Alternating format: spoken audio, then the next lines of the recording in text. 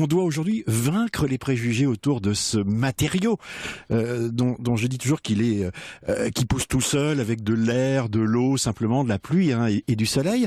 Mais ces préjugés, c'est que le bois, c'est pas très utilisable en fait dans les constructions. On se souvient des maisons des 3 petits cochons, quoi. Hein. Bah, le paille, le bois et le ciment. Exactement ça. Le bois, ça casse, ça brûle et ça pourrit. Ces 3 affirmations sont fausses. Oui. C'est extrêmement résistant. Ça ne pourrit pratiquement pas. C'est presque imputrescible. Ou en tout cas, ça se renforce. Ça brûle, c'est vrai. En alors, ça brûle, mais ça résiste énormément. C'est-à-dire que même quand vous voyez aujourd'hui une maison qui a brûlé avec une charpente, vous vous rendez compte que la charpente, elle est toujours là. Ça brûle sur quelques centimètres. Mais les pompiers préfèrent d'ailleurs s'attaquer à du bois qu'à du fer. Et les architectes disent toujours, le bois, on sait à peu près lorsqu'il a brûlé quelle est la structure qu'il représentait, alors que le fer, il a fondu, il s'est vrillé et tout a disparu. Donc le bois, et c'est vrai ce que dit Alain, à savoir que le bois est maintenant un matériau qu'il va falloir redécouvrir pour construire. Alors on commence à construire, on va construire une tour. On a fait déjà des maisons en bois, bien sûr. Attends, une parenthèse à propos de maisons en bois.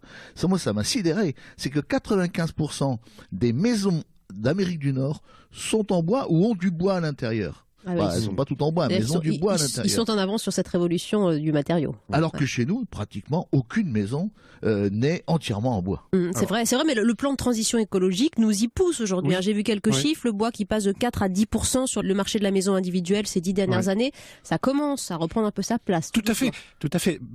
Pour plein de raisons. La première, c'est effectivement qu'on est en train de redécouvrir ce matériau. Quand je dis qu'il est noble, quand il est durable, on peut dire aujourd'hui que effectivement c'est un absorbeur de CO2. Une tonne de bois, ou en tout cas un arbre, absorbe des tonnes de CO2, les jeunes en particulier. La deuxième chose, mais elle est très intéressante sur la façon dont fonctionne notre monde, c'est que les ingénieurs, les architectes et les gens du bâtiment ont souvent préféré le béton, les matériaux composites, etc., parce qu'on peut les mettre en équation. C'est curieux, mais voyez-vous, un pont en bois, c'est pas pareil qu'un pont en acier, parce que le bois, ça dépend de l'essence. Et pour l'essence, la résistance, elle est fonction de l'humidité, fonction de la nature même de l'arbre. Il faut comme on dit en science, le caractériser, c'est-à-dire le décrire.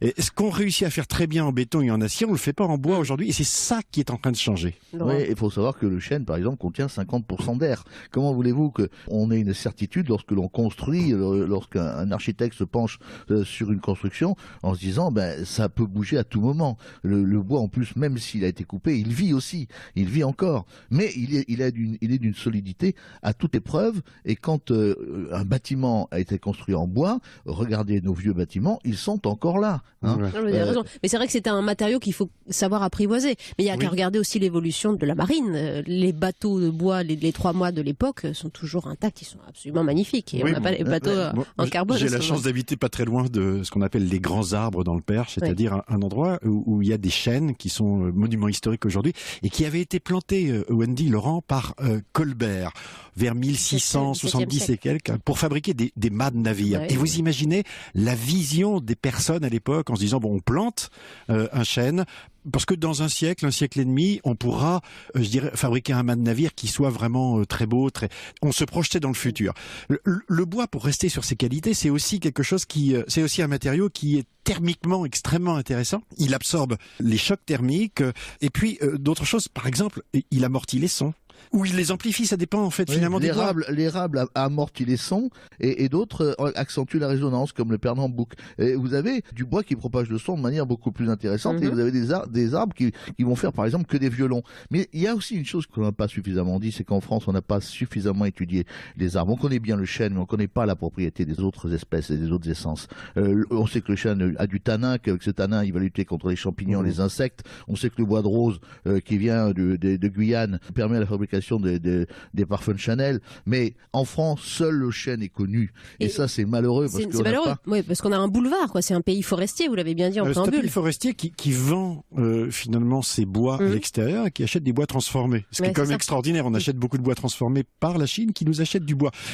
Là où est la révolution aujourd'hui, c'est aussi sur ces matériaux. C'est-à-dire qu'on voit arriver des nouvelles sociétés qui utilise ces 50% par exemple d'air ou de vide dans le bois pour le combler avec des matériaux nouveaux, pour le rendre transparent, plus résistant. Il y a une petite société qui s'appelle Woodoo par exemple qui le rend 200 fois plus résistant que l'acier. C'est extraordinaire. Ouais. Et cette nouvelle révolution-là est en train d'arriver et va changer notre vision de ce matériau noble. En un mot, il va falloir vraiment propager la puissance du bois et faire en sorte que dans notre pays, on continue à planter et qu'on entretienne nos forêts. Le déficit en bois est considérable en France. C'est-à-dire que on a 25% de ce que nous consommons, de ce que nous produisons, nous l'utilisons en France. Le reste, il faut l'importer. Oui, c'est un chêne qui vous le dit en plus. Oui. Bon, continuez à vous chauffer au bois. Rien ne se perd. Tout se recycle. Vous faites partie des 8 millions de Français qui se chauffent au bois, cher Laurent Cabrol. Merci beaucoup. Et à la semaine prochaine, messieurs. Voilà, c'est bien pour cette vision qui va nous porter encore plus loin. Bonne journée. Merci.